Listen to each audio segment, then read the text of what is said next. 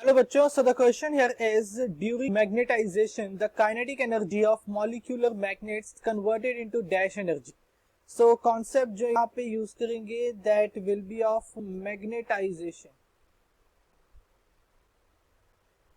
ठीक है, मैग्नेटाइजेशन क्या है? मैग्नेटाइजेशन एक ऐसा फिनोमेना, एक ऐसा मेथड है जिसमें हम किसी मटेरियल को मैग्नेटाइज करते हैं, ठीक, अंडर अ मैग्नेटिक फील्ड। कोई एक्सटर्नल हमने मैग्नेटिक फील्ड दी और उस एक्सटर्नल मैग्नेटिक फील्ड के अंदर हम उस क्या करते हैं, उस मटेरियल को मैग्नेटाइज करते हैं।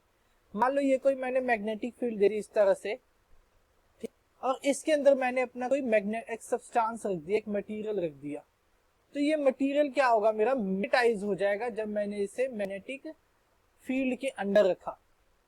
ठीक है, अब इसमें भी फर्दर हमारे पास कुछ प्रॉपर्टीज होती है मटेरियल की, कि कुछ मटेरियल्स यहाँ पे मैग्नेटिक प्रॉपर्टीज को या मैग्नेटाइजेशन को होल्ड कर लेते हैं, कुछ मटेरियल्स जो होते हैं उसको होल्ड नहीं कर पाते when the external magnetic field is removed.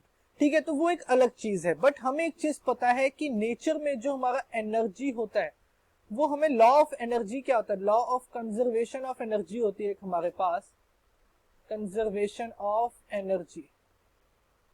ठीक है, और वो कहता क्या है, it states that energy can neither be created, can neither be created nor be destroyed. ठीक है, वो क्या कहता है कि एनर्जी को हम ना क्रिएट कर सकते हैं, ना ही हम उसे डिस्ट्रॉय कर सकते हैं। अब जब भी हमारा एक मैग्नेटाइज होता है, जब भी हमारा कोई मैग्नेटिक मटेरियल मैग्नेटाइज होता है, तो उस केस में वहां पे क्या आता है, काइनेटिक एनर्जी होती है, जिसके अंदर जो उसके चार्जेस है, उसके जो मॉलिक्यूलर होते हैं, मॉलिक्यूल्स होते हैं, वो क्या होते हैं, मैग्नेटाइज होते हैं। ठीक है, जब मूव करेंगे, देखो अब वहां पे अगर मैंने मैग्नेटिक फील्ड में रखा तो वहां पे क्या होगी, उसके मॉलिक्यूल्स में कुछ मूवमेंट आएगी and that movement will create kinetic energy.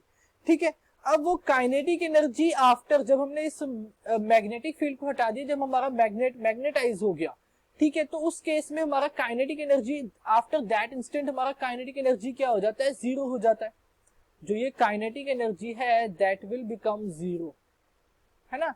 तो ये एनर्जी कहीं ना कहीं तो गई होगी, बिकॉज हमें पता है कि नेचर में एनर्जी क्या रहती है, कंजर्व रहती है। इट मीन्स कि ये एनर्जी कहीं तो गई है।